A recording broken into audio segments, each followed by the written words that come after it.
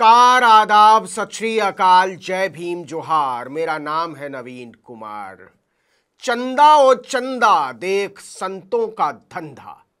हिंदू असली खतरे में अब आया है जब अखाड़ा परिषद की बैठक में संतों ने एक दूसरे के साथ ले थप्पड़, ले झप्पड़, ले कक्कड़ कर डाला।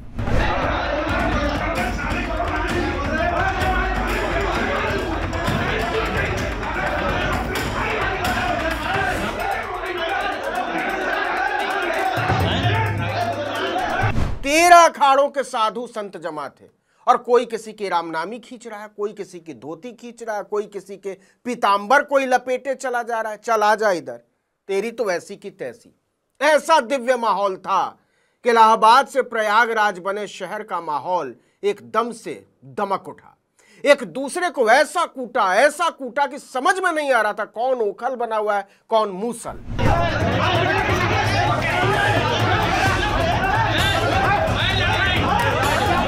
अच्छा, ये हुआ क्यों, ये भी सुन लीजिए। जमीन का झगड़ा, और जमीन कैसी? किराए की जमीन। और जमीन किसकी? सरकार की। तो सबको मोह से मुक्ति, त्याग और सात्विकता की बूटी बेचकर शुद्ध घी में तला हुआ तरमाल उड़ाने वाले गेरुआधारियों का सच ये है कि आपस में ही भाड़े की जमीन के लिए लड़ मरे। और ये हुआ कहां? प्रयागराज में महाकुंभ मेला प्राधिकरण के दफ्तर में। वहां प्रशासन ने साधु संतों की बैठक बुलाई थी कि बताइए कुंभ का आयोजन कैसे करना है। चर्चा चल ही रही थी कि हंगामा हो गया। देखते ही देखते बात इतनी बढ़ गई कि साधु संत एक दूसरे को पीटने लगे, एक दूसरे पर थप्पड़ बरसाने लगे। कोई किसी को लात मार रहा है, कोई किसी को धकियाए हुए। मर्यादा के ठेकेदार गेरुआधारियों ने मर्यादा की धोती उतारकर ऐसे लात घूंसे चलाए कि पहलवान शर्मा।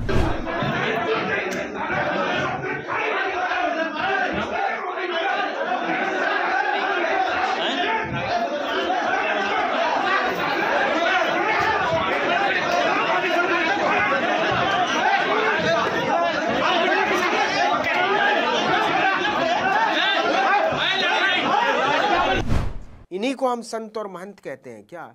ऐसे तो मोहल्ले के छटे हुए मवाली नहीं लड़ते प्रशासन की मीटिंग में अफसरों के सामने। इसके कई वीडियो सामने आए जिसमें लोग एक दूसरे को पीट रहे हैं। कुछ संत बीच बचाव भी करा रहे हैं, लेकिन उनकी कोई सुनने को राजी नहीं। तो संत शिरोमणि लोग शांत कैसे हुए? जब पुलिस पहुंची तब कि और कितनी नाक कटाओगे महाराज, अपनी नहीं तो हमारी इज्जत का ही ख्याल कर लो। तुम्हारे चेले तुम लोगों को क्या समझते हैं, और तुम लोग तो एकदम खरमंडल ही निकले।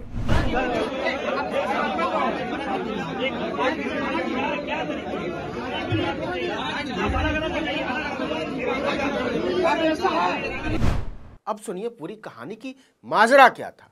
आपको पता भी होगा कि अखाड़ा परिषद के अध्यक्ष रहे महंत नरेंद्र गिरी की 2021 में मौत हो गई थी।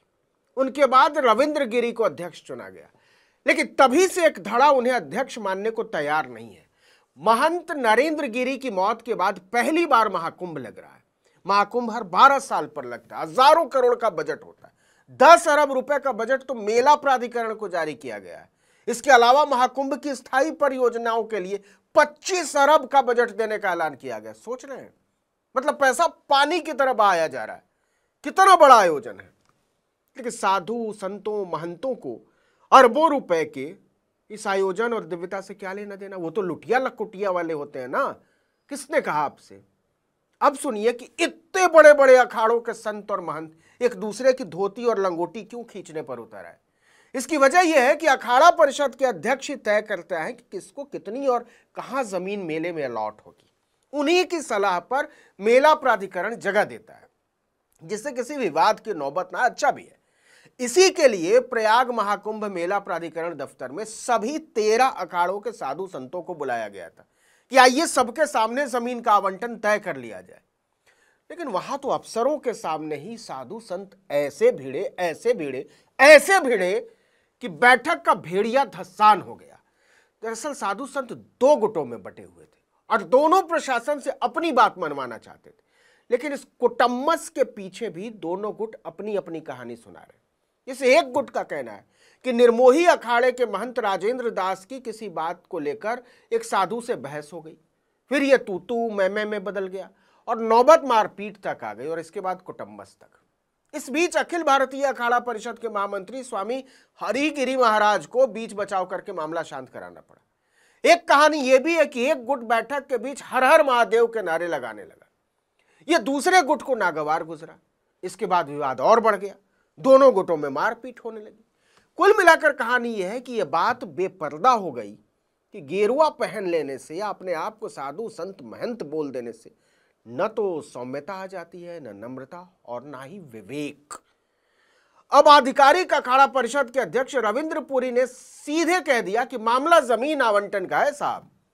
हम बात कर ही रहे थे कि कुछ संतों ने हंगामा शुरू कर दिया। इससे कुछ और संत तैश में आ गए और इसके बाद दोनों गुटों ने संतई का आवरण तक उतार फेंका, चिंदी उड़ा दी, रेशा रेशा। रविंद्र पुरी ने कहा कि दोनों गुटों को बैठक में बातचीत के लिए बुलाया गया था, लेकिन दूसरे गुट को यह मंजूर नहीं था।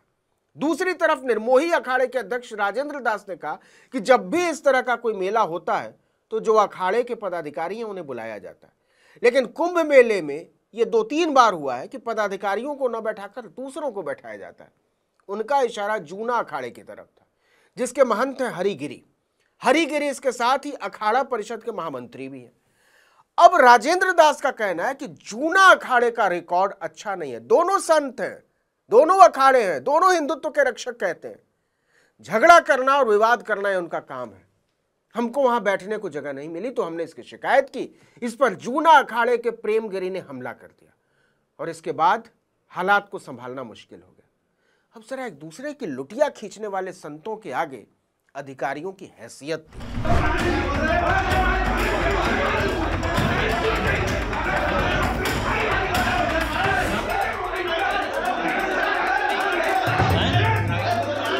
इस झगड़े के बाद एक गुट के संत नाराज होकर बैठक से चले गए। अब मेला अधिकारी और दूसरे अफसर बैठक करके मान मनौवल कर रहे हैं, स्वामी जी मत करो ऐसा। दूसरे गुट के साथ प्रशासनिक अधिकारी जमीन का निरीक्षण करने गए कि बताइए कहां जमीन चाहिए, हंगामा मत करिए। लेकिन मेले का बहिष्कार न हो जाए, इसको लेकर अफसरों के हाथ पांव फूले हुए। आपको बता दें कि पिछले महीने मुख्यमंत्री योगी आदित्यनाथ खुद महाकुंभ की वेबसाइट लॉन्च करने के लिए प्रयागराज आए थे। यह अलग मसला है कि वेबसाइट लॉन्च करने के लिए लखनऊ से इलाहाबाद, माफ कीजिएगा, प्रयागराज आने की क्या जरूरत है। अपने ऑफिस में बैठकर लॉन्च कर देते, कहीं से भी खुल जाती है वेबसाइट। खैर, इसको किनारे रखिए। उस समय भी अखाड़ों के साथ मुख्यमंत्री ने एक बैठक की थी और सीएम के सामने ही अखाड़ों के साधु संतों ने एक दूसरे की लानत मलामत शुरू कर दी थी। लेकिन योगी आदित्यनाथ मुख्यमंत्री, उनके सामने बात बढ़ी नहीं, दब गई, मामला ठंडा हो गया। लेकिन अब पता चला है कि बात वहां खत्म नहीं हुई थी। बैठक में एक दूसरे की मरम्मत करने के बाद दोनों गुटों ने अलग अलग बैठक की। दारागंज में पंचायती अखाड़ा श्री निरंजनी में अखाड़ा परिषद के अध्यक्ष रविंद्र पुरी की अध्यक्षता में बैठक हुई, तो दूसरी तरफ दारागंज में ही श्री पंचायती अखाड़ा निर्मोही में महंत राजेंद्र दास की अध्यक्षता में एक और बैठक हुई और दोनों बैठकों में ऐलान हुआ कि हम दूसरे वाले को मनबे नहीं करते हैं। इस वीडियो में इतना ही, लेकिन अगर आपने आर्टिकल 19 इंडिया को अब तक सब्सक्राइब नहीं किया है तो कर लीजिए, बेल आइकॉन दबाइए, घंटी जैसी आकृति, लाइक कीजिए और कमेंट करके बताइए हमारा वीडियो आपको कैसा लगा। हमारा ट्विटर हैंडल है article19_India और मेरा ट्विटर हैंडल है नवीन जर्नलिस्ट। नमस्कार।